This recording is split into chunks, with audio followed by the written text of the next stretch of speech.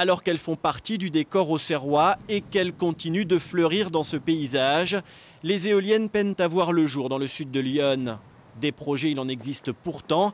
4 éoliennes de 150 mètres de haut devraient être installées sur les hauteurs de cette commune de moins de 100 habitants.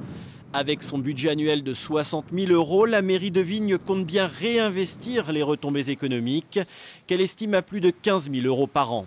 Notre projet, c'est que si ça monte à terme, c'est d'installer la fibre, enterrer les lignes électriques et téléphoniques, et ce serait un pas important dans l'avenir.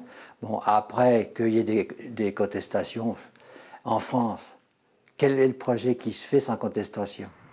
L'installation provisoire d'un mât de 103 mètres de haut pour notamment mesurer la force du vent a fait réagir les opposants au projet.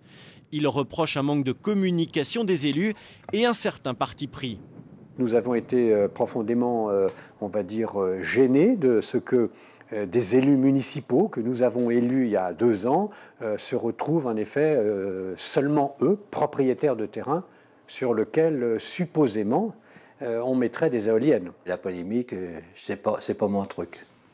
Cet élu est favorable à l'éolien. Il préside une communauté de communes voisines qui porte 2 projets dont un bien avancé.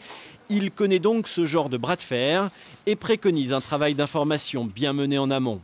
Il est vrai que dès qu'on parle éolien, les gens, pas tous, une partie des gens s'arc-boutent en disant pas d'éolien chez nous, chez les autres, alors il ne faut plus le nucléaire, pas d'éolien.